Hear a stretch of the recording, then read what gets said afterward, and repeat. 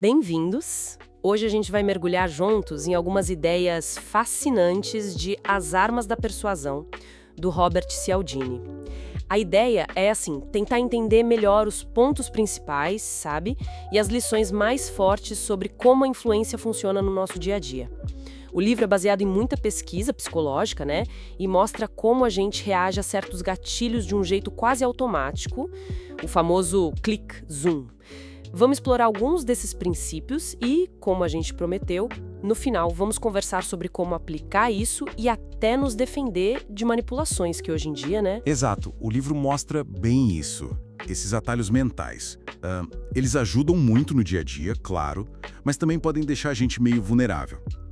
O legal é entender a psicologia por trás da persuasão, como Cialdini mapeou isso em situações bem comuns. Parece que um dos mais básicos é a reciprocidade, né? Aquela coisa de sentir que tem que retribuir um favor, um presente. Como isso funciona na prática? Funciona e é muito forte. O Cialdini cita um estudo clássico, o do Reagan. Basicamente, um assistente de pesquisa, o Joe, dava ou não refrigerante, um favor que ninguém pediu para os participantes. Depois, ele pedia para comprarem umas rifas. E aí? E aí, que quem ganhou o refrigerante comprou o dobro de rifas. E o mais doido, mesmo quem não gostava do Joe, a obrigação de retribuir foi mais forte que a simpatia ou a falta dela. Nossa, o dobro. Quer dizer que a obrigação passa por cima até da antipatia. Isso é bem forte. E tem aquela tática ligada a isso, a da rejeição seguida de recuo, certo? Como é essa? Sim, é uma aplicação bem esperta da reciprocidade. Funciona assim. Você começa pedindo algo bem grande que você já espera que a pessoa recuse. Tá. Daí, depois da recusa, você pede algo menor que era o seu objetivo real desde o início. A pessoa sente que você cedeu algo, né? Que você recuou do pedido maior. E por causa da reciprocidade, ela se sente meio que na obrigação de ceder também, aceitando o segundo pedido, o menor. Tipo o exemplo do escoteiro que tenta vender ingresso caro e depois oferece chocolate. Exatamente esse. Ou, num exemplo mais pesado, né? Falam até do caso Watergate. Parece que o plano inicial do lead era tão absurdo que foi rejeitado, mas isso abriu caminho para aprovarem um plano seguinte. Ainda ilegal, mas, digamos, menos extremo. A primeira rejeição criou uma pressão para aceitar a concessão. Faz todo sentido. Outro princípio que o Cialdini explora bastante é o compromisso e coerência. Parece que a gente tem uma teimosia quase para manter a palavra, para agir de acordo com o que a gente já fez, mesmo quando, sei lá, não faz mais tanto sentido.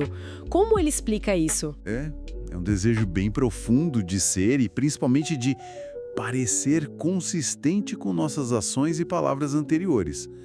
Uma vez que a gente toma uma posição, mesmo que pequena, surgem pressões internas e externas para a gente se manter alinhado com aquilo.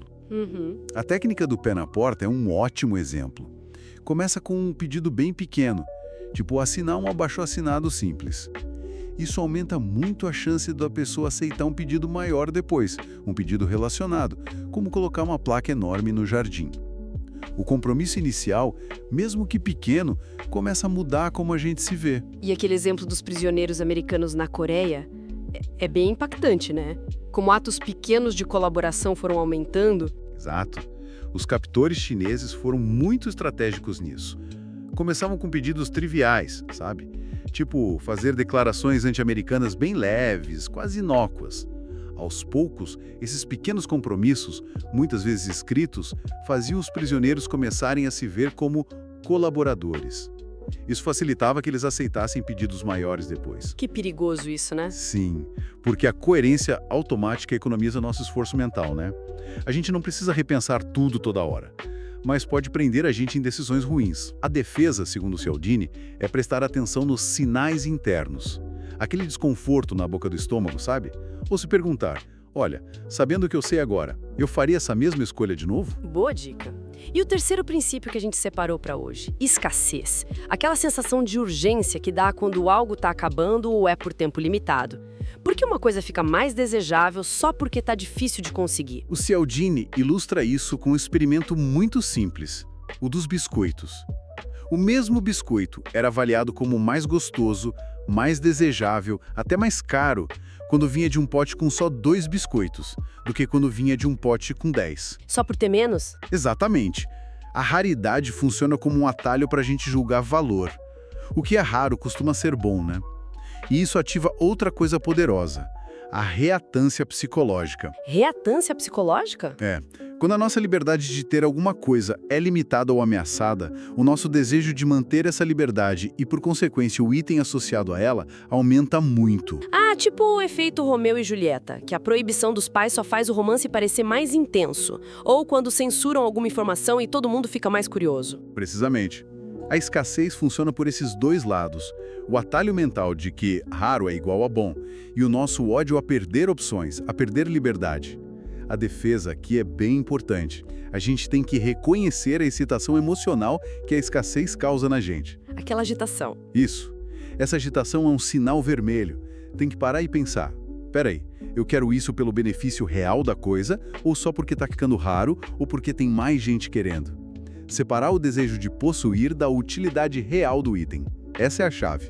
Exploramos, então, esses mecanismos bem poderosos que o Cialdini descreve. Reciprocidade, coerência e escassez. A grande questão agora é como a gente pode usar esse conhecimento no dia a dia, tanto para, sei lá, usar de forma ética, quanto para se defender, né? Olha, o primeiro passo, sem dúvida, é a consciência. Saber que esses gatilhos existem já ajuda muito. Contra a reciprocidade que você não quer, se um favor parecer mais uma tática de venda, redefina mentalmente. Pense, isso não é um presente, é uma ferramenta de persuasão. Isso ajuda a quebrar a obrigação. Certo. E contra a coerência? Contra a coerência automática, confie mais nos seus instintos, naquele desconforto físico. Se pergunte se você está sendo consistente por lógica ou só por causa de um compromisso antigo que talvez nem faça mais sentido. Lembra da pergunta? Sabendo que sei agora. Sim. E a escassez? Contra a escassez artificial, use a própria agitação como um alarme. Deu aquela ansiedade? Pause. Respire. Pergunte, o valor é real ou é só a dificuldade de obter que está me puxando? Analise o mérito da coisa em si. Então, as armas da persuasão mostram um mapa, né, de como a gente é influenciado o tempo todo, muitas vezes sem nem perceber. Reconhecer esses padrões não é para ficar desconfiada de tudo, mas para ter mais consciência nas nossas escolhas. Exatamente. A gente vive numa era com uma avalanche de informação, né? Isso exige que a gente use atalhos mentais. O Cialdini não diz que os atalhos são ruins, eles são necessários. Mas a reflexão crítica sobre como e quando a gente usa esses atalhos, isso sim é fundamental para a gente não ser só marionete de respostas automáticas, sabe? Não viver só no clique zoom. Fica então essa reflexão para a gente levar. Em que momentos do nosso dia a gente talvez esteja agindo nesse piloto automático da influência? E como seria se a gente parasse um segundinho a mais para analisar antes de responder ou decidir?